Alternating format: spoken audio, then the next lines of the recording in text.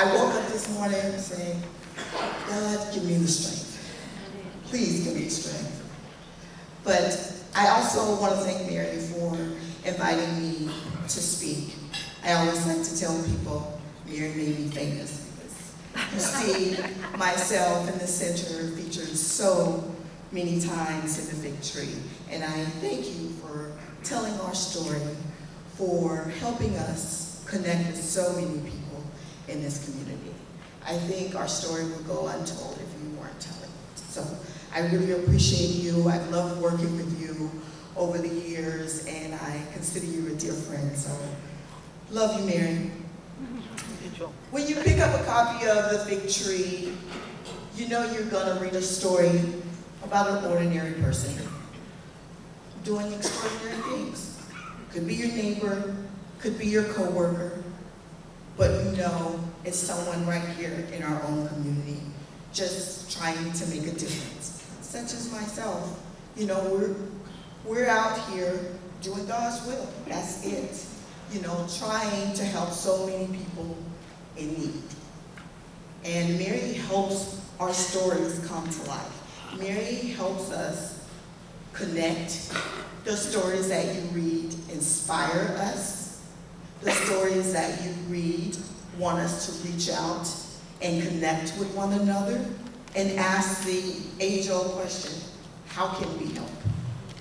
We read your story, we read about what you're doing and the work that you're doing, and we want to help. That's what I get so often when people pick up the Fig Tree and the center is featured in it. I get phone calls, I get emails that say, I saw you in the Fig Tree. I always go, yeah, Mary made me famous. But I also want to thank Mary for portraying our young people in a positive light. In the February issue, she features some of the children that attended the Martin Luther King Center. And most of you know our young people are so impressionable, and most of their news comes from social media, their phone that's in their hand. And to see them pick up a Fig Tree and read a story that Mary had written that featured them made them so proud. So last week, one of those teens came to the center and asked for this month's copy of Fig Tree. You know, one eyebrow went up, and I said, well, you know you're not featured in it this month. And she said, I know, I just want to read it. Now that's a sight, a 14-year-old picking up a newspaper. Doesn't happen in my world. I don't know about yours, but I was so moved I wanted to take out my phone and take a photo, but I didn't want to seem too obvious that I was shocked that a 15-year-old was reading. And she sat next to me, and she's reading, and she said, all these people live here in Spokane, right? I said, yeah, majority right here in our community. And I said, that's what happens when you pick up the Fig Tree. You're going to read about people that are here in our community doing good work. And she looked at me and said, that's awesome. And just kept flipping and reading. And I just kept working and looking over at her thinking, oh my God, 14-year-old with a newspaper. So thank you, Mary, for telling those stories and letting our youth have a voice, because so many of them feel like they don't.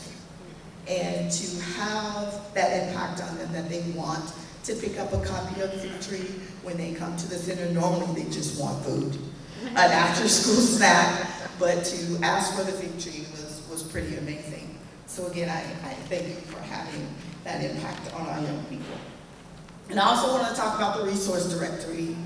As a social service agency, we have several social workers who give out the resource directory to so many families that we see, that uses the resource directory to connect to so many other resources in our community that they normally wouldn't know about. So it's important to us in the work that we do that we continue to have the resource directory published, because it is so needed. Not everyone is connected to the internet. Not, believe it or not everyone can afford to have internet access in their home.